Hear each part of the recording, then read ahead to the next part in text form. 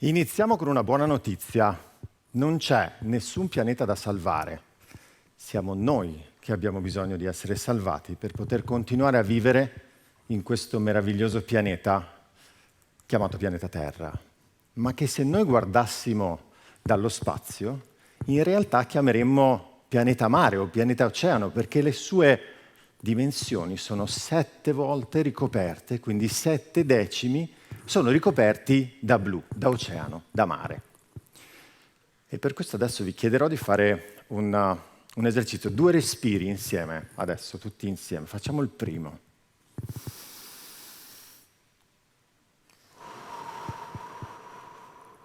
E poi facciamo un secondo respiro.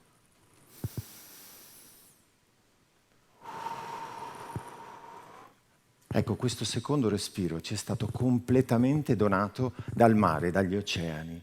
E dovete immaginare che anche metà del primo, perché solo la metà del primo arriva dalle foreste e quindi dalla fotosintesi clorofiliana di piante. In realtà il 70% dell'ossigeno che respiriamo arriva da un'altra fotosintesi, da microrganismi che abitano i nostri oceani e quindi i 7 decimi del pianeta. Si chiama fitoplancton e fiorisce letteralmente in tutto il blu che ricopre la nostra terra.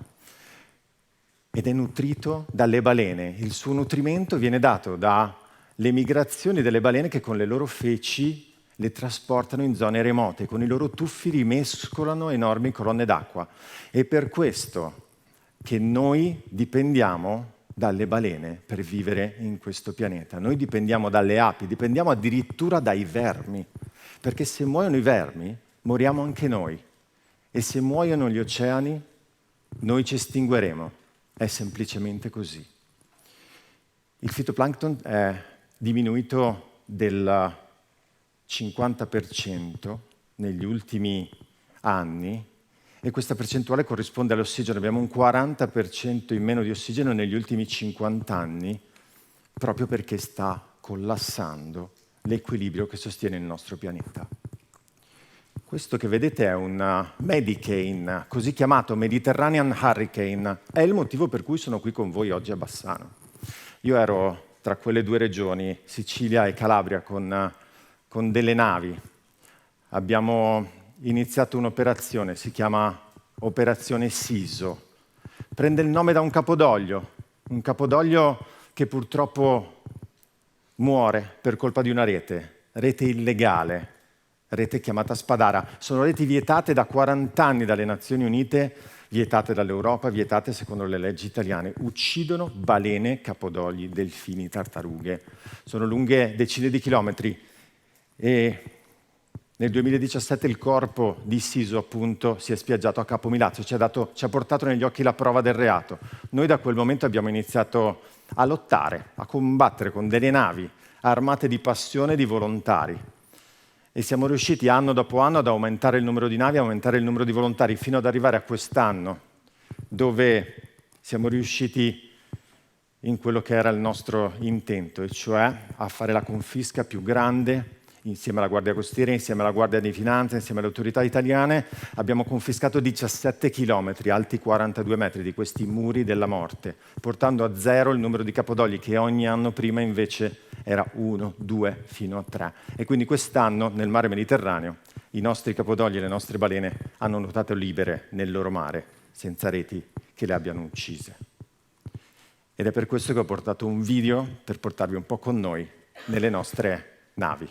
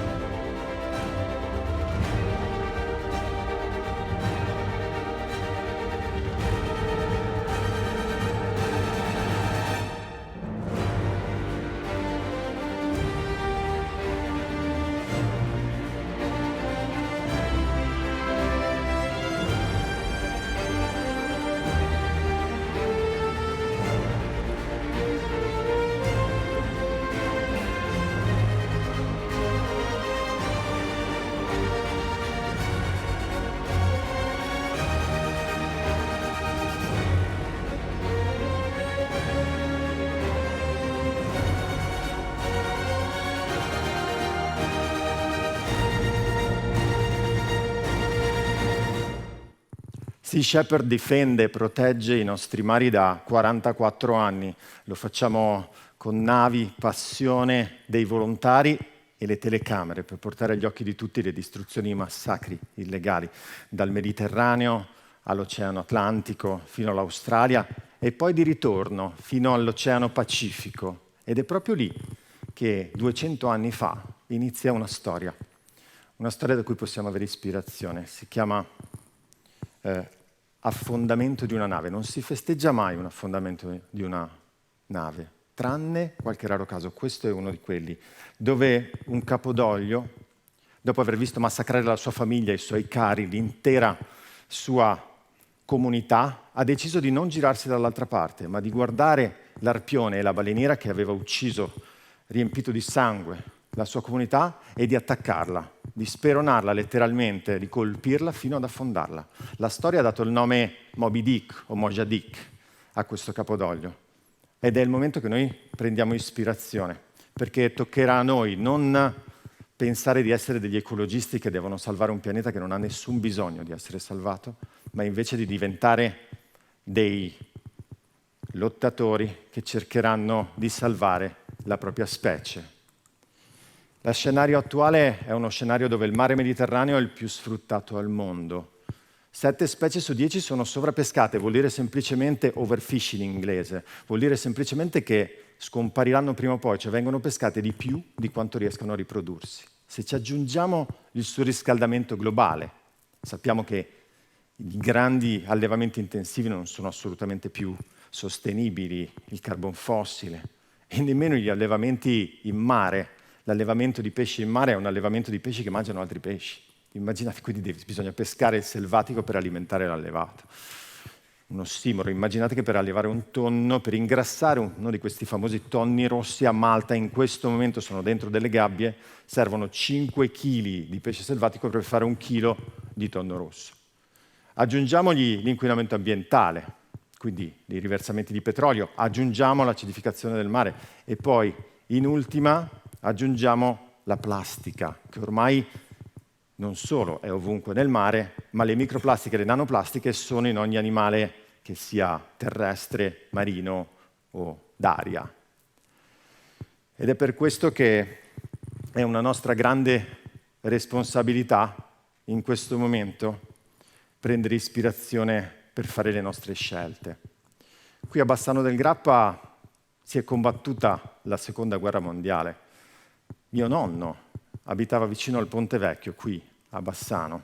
Io sono nato qui a Bassano. E mia madre era una partigiana. Con lui combatteva. Mia madre era una bambina e portava nelle sue trecce i messaggi dal fronte nel Monte Grappa fino qui, nel paese. Loro sono considerati degli eroi. Noi possiamo vivere in un paese libero grazie a questi eroi. Adesso tocca a noi venire ricordati dai nostri figli o dai nostri nipoti come dei pazzi scellerati che hanno distrutto il loro modo di vivere, la loro civiltà, oppure come degli eroi che hanno scelto di cambiarla e di lottare per la sopravvivenza della nostra civiltà. A voi la scelta. Grazie.